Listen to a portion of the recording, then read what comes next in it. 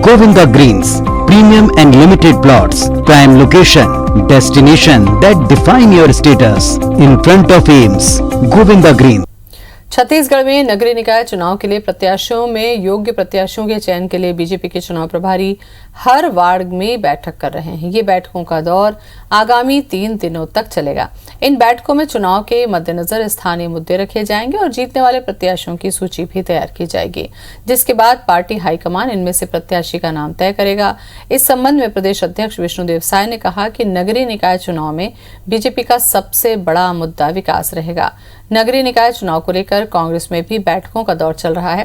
कांग्रेस चुनाव अभियान समिति की बैठक 30 नवंबर को रायपुर में होने वाली है। इस बैठक में शामिल होने के लिए प्रदेश के प्रभारी सचिव चंदन यादव आज शाम रायपुर आ रहे हैं।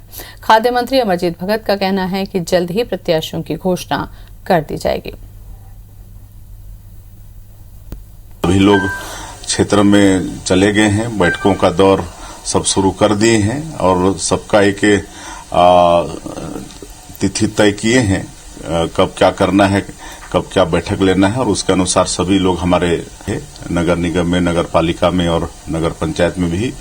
और इस बार जो 15 जगह चुनाव हो रहे हैं, निश्चित रूप से भारतीय जनता पार्टी को सफलता उसमें मिलेगी। संगठन स्तर पर एक तैयारी करना है। संगठन के जो पदाधिकारी हैं, पर्यवेक्षक होमन जाही और हर वार्ड में वहाँ के जो मतदाता हैं, कार्यकर्ता हैं, उनसे भेंट करके नामला तय करी, पैनल लानी। और इसी खबर पर ज्यादा जानकारी के लिए हमारे संवाददाता राजेश मिश्रा हमारे साथ में जुड़ चुके हैं। राजेश, वार्ड में जाकर बीजेपी बैठक कर रही है। नगरीय निकाय चुनाव के लिए लगभग क्या समझे तैयारियां तेज हो चुकी हैं? देखिए, नगरीय निकाय चुनाव के लिए भारतीय जनता पार्टी और कांग्रेस दोनों ही पार्टियों के जो प्रभारी बनाए गए हैं, उनके बैठकों का दौर शुरू हो चुका है, क्योंकि चुनाव की तारीखों की घोषणा हो चुकी है, नामांकन शुरू हो चुका है और अब प्रत्याशियों की घोषणा करना है। और साथ ही साथ जो जिन जिन निकायों में चुनाव होने वाले हैं, वहां पर क्या क्या स्थानीय मुद्दे हैं, इन सबको तय करना है। तो उसको लेकर बैठकों का दौर शुरू हो चुका है। भारतीय जनता पार्टी ने जहां जहां चुनाव होने हैं, उसके लिए प्रभारियों की घोषणा कर दी है। वो प्रभारियों के साथ सह प्रभारियों की भी घोषणा की है।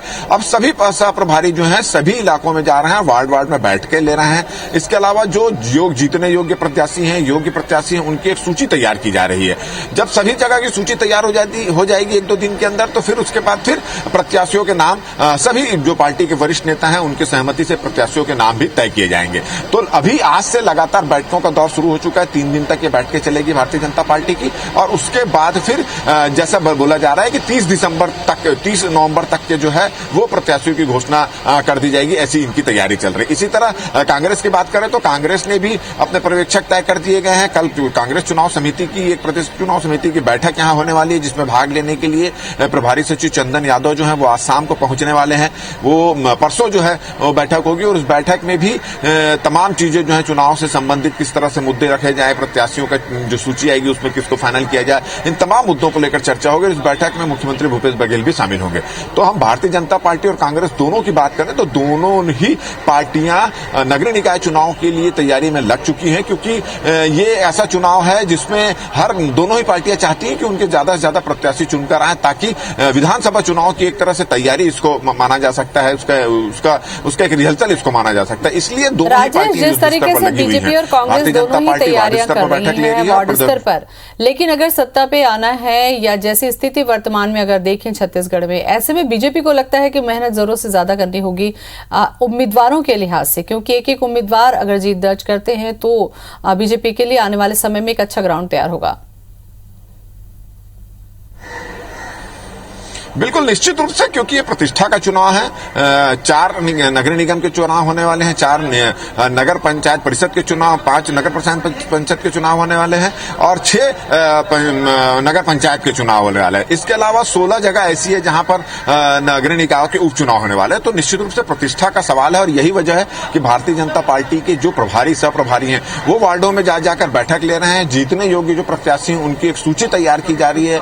वहां के जो स्थानीय मुद्दे हैं उनको भी इकट्ठा इकट्ठा किया जा रहा है और उसको लेकर 1-2 दिन में प्रत्याशी तय होंगे। जैसे आपने कहा कि वाकई ये प्रतिष्ठा की बात है और काफी कठिन काम भी है, क्योंकि विधानसभा में जितनी उनको उपेक्षा थी उतना सीट नहीं मिल पाई। उसके बाद जितने उपचुनाव हुए उसमें भारतीय जनता पार्टी को करारी हार का सामना करना पड़ा है। तो अब नगरीय निकाय जो चुनाव होने वाले हैं वहां पे भारतीय जनता पार्टी की कोशिश रहेगी वो ज्यादा से ज्यादा सीट जीतकर अपने कार्यकर्ताओं का उत्साहवर्धन कर सके और उनमें उनको रिचार्ज कर सके, इसीलिए वो लगातार बैठकों का दौर उनका जारी है। जी, योग्य प्रत्याशियों की अगर हम बात करें राजेश, योग्य प्रत्याशी या जीतने वाले प्रत्याशी, इनका आधार क्या होगा? क्या ग्राउंड लेवल पर जाकर उनका जनाधार देखा जाएगा, लोगों के बीच में पकड़ देखी जाएगी, कैसे ये तय किया जाएगा? ये एक बड़ा पहलू होगा।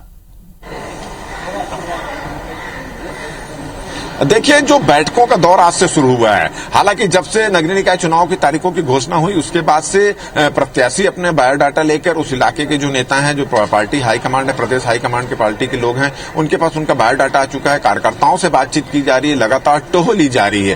तो कार्यकर्ताओं की जो पसंद, उसके इलाके, जिस इलाके में चुनाव होने वाले हैं उस इलाकों की कार्यकर्ताओं की पसंद और पार्टी के प्रति सामने वाला कितना समर्पित, इसको ध्यान यहाँ पे रखा जा रहा है। और इसके साथ साथ जो बड़े नेता, स्थानीय नेता वहां के हैं, वो उस नाम को लेकर कितने सहमत है। ये 3 योग्यता फिलहाल भारतीय जनता पार्टी में देखी जा रही है और यही इसी योग्यता के आधार पर 1-2 दिन में भारतीय जनता पार्टी अपने जितने निकाय चुनाव होने वाले हैं उनके प्रत्याशियों की घोषणा कर देगी। जी, बहुत बहुत शुक्रिया आपका राजेश जानकारी के लिए।